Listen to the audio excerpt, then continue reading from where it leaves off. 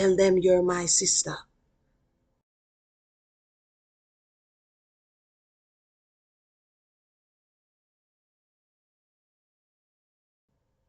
We've gone through Bob Marley denying he was married. We've gone through how they got married.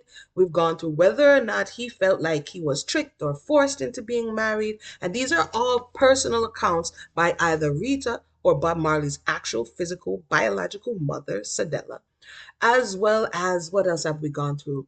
The beginnings of the relationship. So today we're looking at Tell Them You're My Sister, coming from No Woman No Cry. Shout out to all those who got the book so that we can read along together.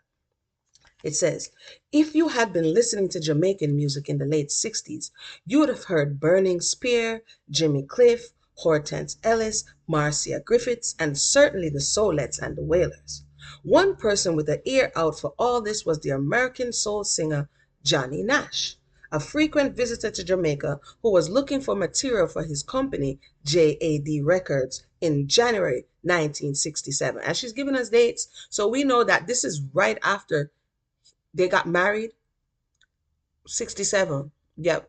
And he's back because he came back in the latter part of 66. So it's not too long after they got married, not even a year.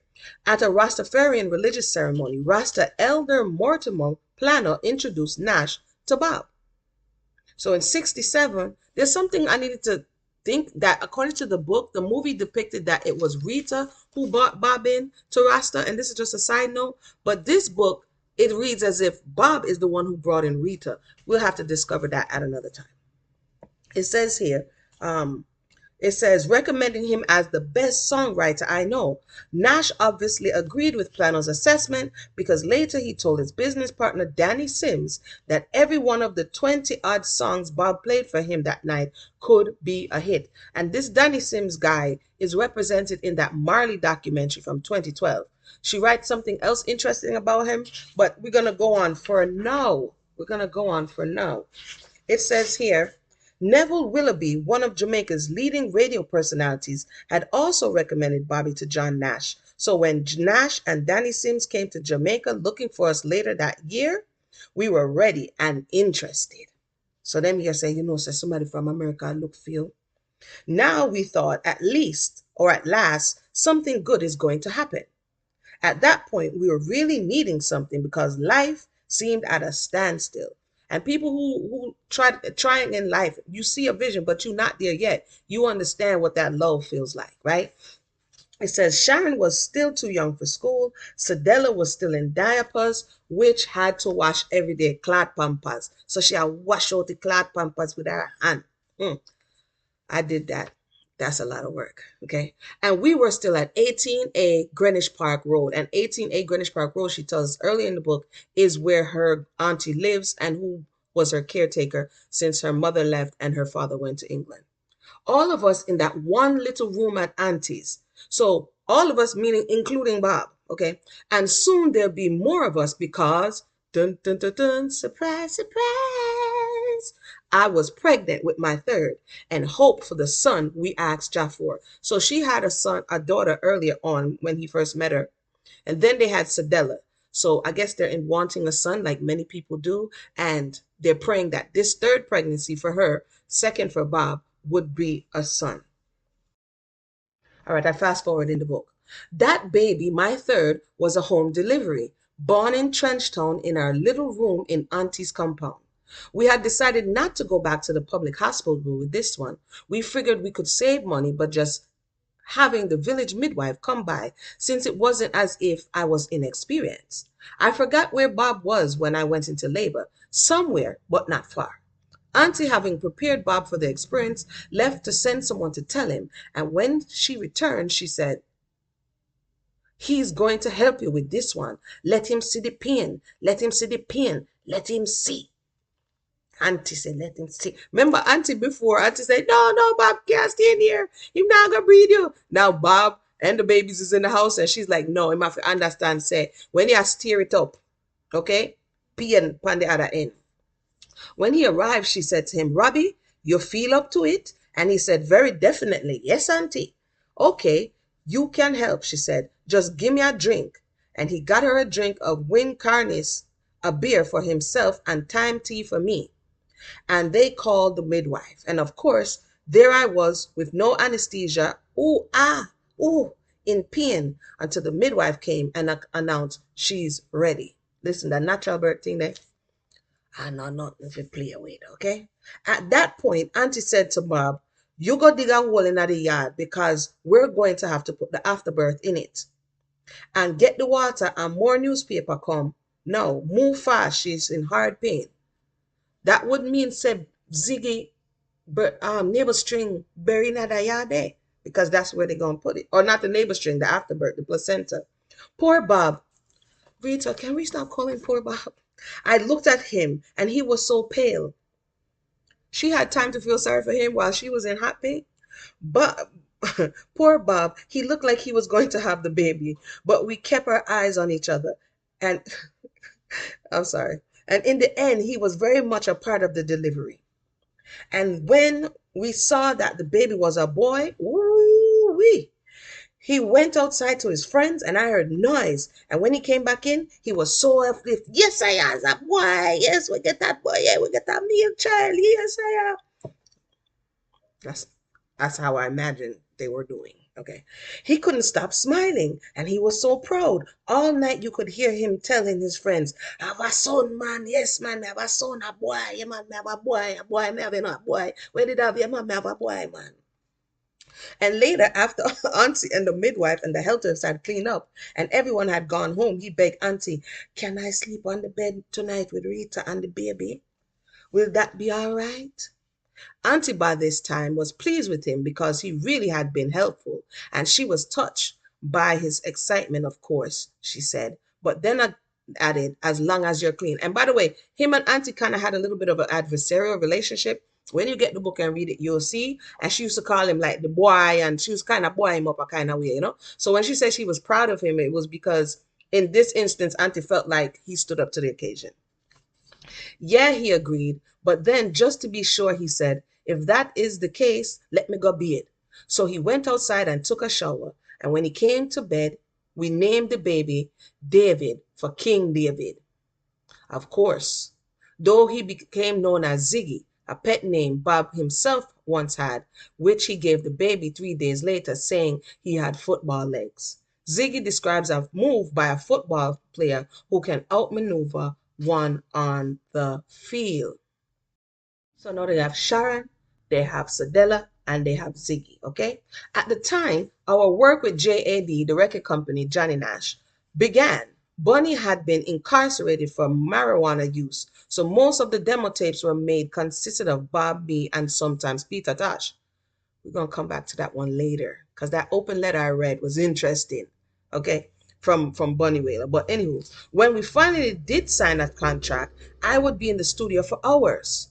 We worked in Jamaica until JAD got us passports and visas to travel to the United States.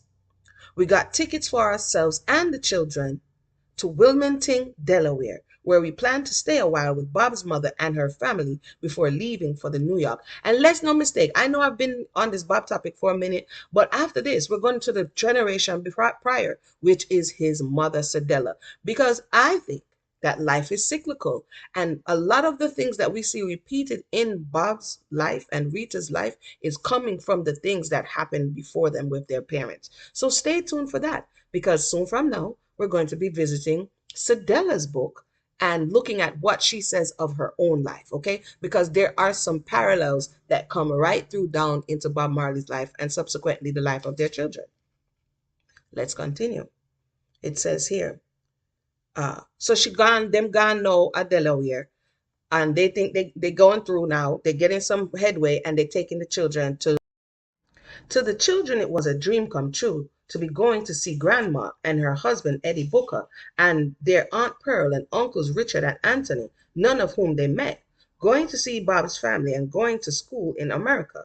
At that time, Sadella Booker was running a nursery, a daycare center for children, and ours were to be part of it so that I could be able to go to work. So that was a catch and a new experience for the kids and me moving to America. So again, Bob moved to America like 2 years before, and now they're moving there again for a time to be able to do more with their music. Don't worry, I'm getting somewhere. We need, remember, foundation. We need the foundation. Forget to the, you're my sister. Okay. But then we wondered how it was going to work and if it was going to work at all. What kind of decision was this to pack up and go? A lot of times we see Rita being very conflicted with the whole thing in retrospect, right? It says, my position, and I said it more than once, was that this move must be for the betterment, or so better. We could not be in the situation we were now in Jamaica, which is in a run room, we're on an anti yard, in a trench town, and live for a hand to mouth. That's the situation in Jamaica with three kids and still not seeing any future in the music business. And this hand to mouth thing was getting out of order. Okay. On the flight to Delaware, Bob was a good father, assisting with diaper changing, feeding bottles, everything. I don't know what I have done without his help because that was an experience flying with three children. And I've flown, listen, three small children, that's a lot. After arriving and going through customs, another ordeal with three children, we sat in the terminal waiting to be picked up. Moments later, Ziggy, who was still nursing, wanted to feed. So I took out my breast and started to feed him. Bob had gone somewhere and was on his way back to us when he saw me doing this and he got upset. Uh, what, where I do that? He said, go up yourself. You know, she said, you know, do that in America. Now it was my turn to be upset. I said, what are you talking about? How could you do that? He said, you know, if my mother saw you doing that, she would have never. In America, you can't feed the baby like that. You go one side and go in at the toilet. This is interesting because I had these experiences in America as well as in Africa, right? Where in Africa, it's normal, it's not sexualized. And I'm assuming that Rita is of that, you know, she's coming from Jamaica and you feed the baby's hungry. In America, until recent, because before it was like cover the baby I sweat, the baby can't drink, the baby can't breathe. You know what I'm saying? So I understand both perspectives, but I definitely understand where Rita's coming from. The baby's hungry, feed the baby, right? But you know, you feed the baby discreetly. It says here, I couldn't believe that seemed absurd to me. To feed your baby in the toilet? I said, come on now, Bob, that's nothing. My baby hungry, and when my baby hungry, I'll feed my baby anywhere. A few years later, women in the States actually had to demonstrate the right to nurse their babies in public. I'm going to fast forward. And again, get the book if you want to just read it through. I'm getting to the point of the topic. After a short time in Delaware, after a short time in Wilmington, we left the children with Eddie and Moms, and who I eventually called Sabella Booker, and took the train to New York. I had to admit I was scared. When we got off the train in New York and headed for Johnny and Margaret Nash apartment where we were staying, I was almost afraid to walk along the street. I kept saying, I don't like those buildings. They look like they're going to fall over any time. They're too tall. I won't look up. That's Babylon is going to crumble. Babylon is falling. But everyone said, no, man, it's okay. Still, after I got over my fear, I was so impressed that it was hard for me to believe that what I was seeing. This was America. Everything seemed so perfect from the sidewalks to the storefronts to the clothing people wore and the guest room in Johnny and Margaret's place. The first night when she and Bob Dugu we didn't want to mess up the bed, so we did it on the table in the kitchen. You know, some of the stuff we put in that book, yeah, me not understand. You never want to do it on the bed. So you go for the people in the kitchen. That. Here we are. They're getting some headway. They're on this JAD record label, and it says, here we go. Back then, all the magazine stories I read as a girl had said that when you got married, it was understood that you were going to be married for life. You were going to be devoted. Even though my mother and father had split up, Auntie had divorced Mr. Britton, and Cedella Booker had had her child, I was sure, maybe I was young, that my relationship with Bob would last. And this is why I say it's important to know the stories before. Some people may think, and I've said this, I'm going to do something apart from this, but some people may think this is gossip.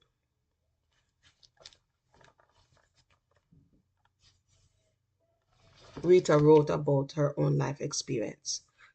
Stories are for morals and learning and growing.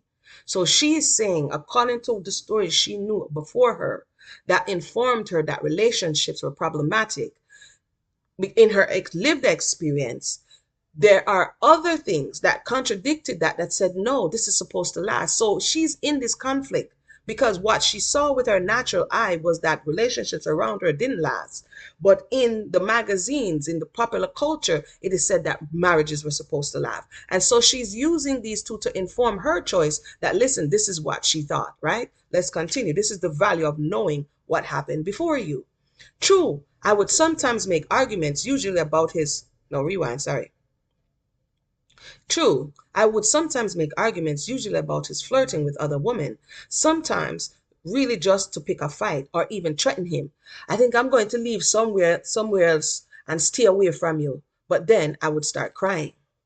When we got to New York, though, a new element was added. Remember, the mother said she was writing bitter letters, saying, must stay out, him not help her with the baby. But now she said when she get to New York, on top of all of the issues that they already had, that we explored in the last episode via his mother's book, now she's saying, this is something, a new level. You want to hear the new level? See, new level, come here, hear it now.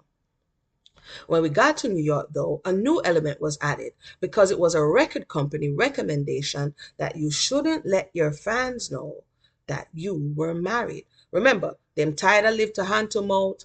It's been over 10 years that Bob has been in the music industry. They're not making any headway. Their albums are getting robbed. They're growing a family and they're wondering. Now they're in this space between getting ahead and maintaining your constitution, right? She says, how could you be a devoted husband and sell records?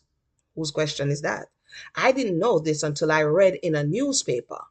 Bob, we heard you're married. Is it true you're married to Rita?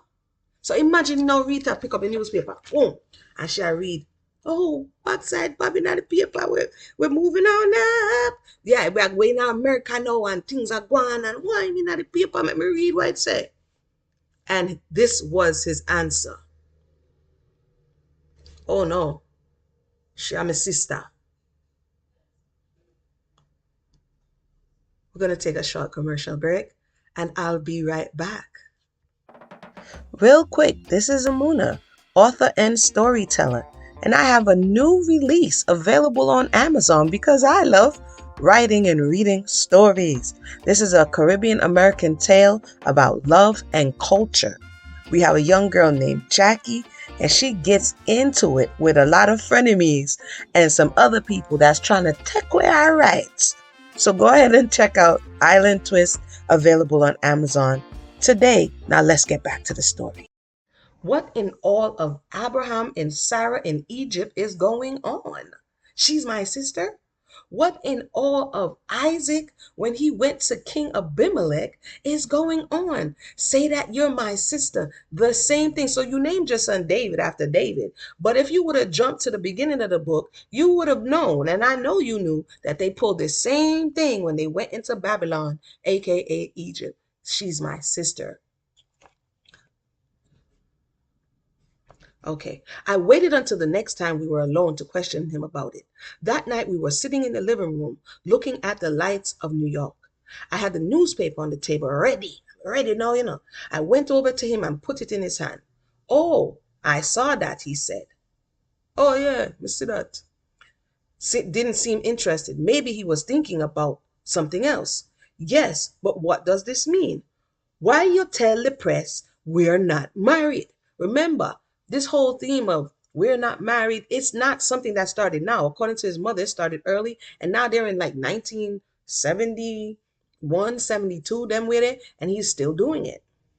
Oh, that's just show business, he said.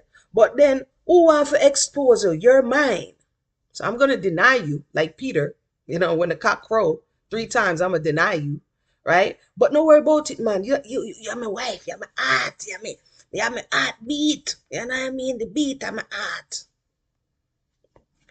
He says, I must not have looked satisfied because he stood up and took my hand in his. Listen, man. He said, just cool, man. This was his favorite expression. Just cool. Because look at this. He went on, let me show you something. And he pulled me to him until we were facing each other quite close, almost close enough to kiss. We loved to kiss. Kissing was one of our main functions. So I said to myself, oh, him getting ready to kiss me now. And there I go, there I go, there I go. But this time he was drawing something in the palm of his hand, showing me a circle. You see that circle, yeah? Listen, Rita, he said. You see this circle? This is like life. We have to go around different places and meet different people. But inside of this circle, this is where we are. You and me. And you see this line that go around it? Nobody can break the line to come in at the circle with you and me. It protected. And come up with that quickie. This is me and this is you and this is the children. All important people inside of the ring. Anything happen outside, it don't have a proper meaning. And nothing can get inside. So don't worry yourself, man. You're safe. You're my queen, my wife, my life. From then on, I felt all right.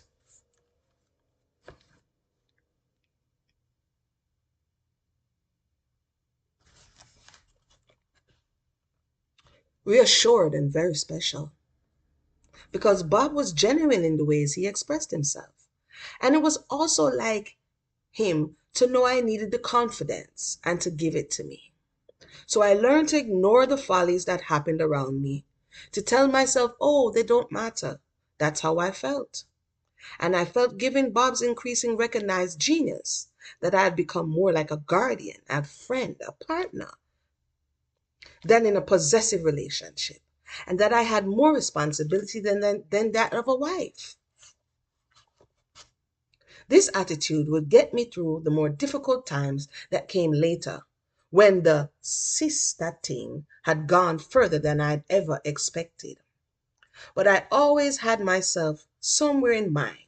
And when anyone came at me with, Bob says you're his sister, is that true? I'd come back with, yes, I am his sister. And I'd rather be a good sister than a miserable wife. Look, I did a whole Bible study thing on this tell them you're my sister situation, okay? Bob didn't just pluck that out thin air. If you're a Rasta and you read your Bible daily, you see it. One of the things that we should note is that as a husband, you're supposed to be that protection. So he's telling her about inner the circle of me, but telling people outside that she's their sister does not afford her the protection or the respect that they would have given her if they thought she was your wife. That goes for other people in the community as well as other women.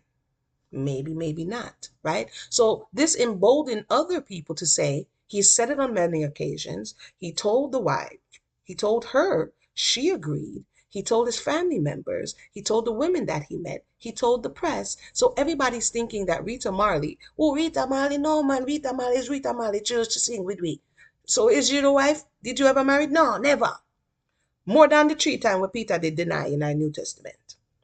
He denied this woman. So later on down the line, no justification. Adultery is adultery. But two of you guys were playing a very dangerous game. Much in the same way when Abraham went into Egypt, and it was said that she's my sister, right away Pharaoh take her. Pharaoh said, come in, rope in, me I gotta deal with you.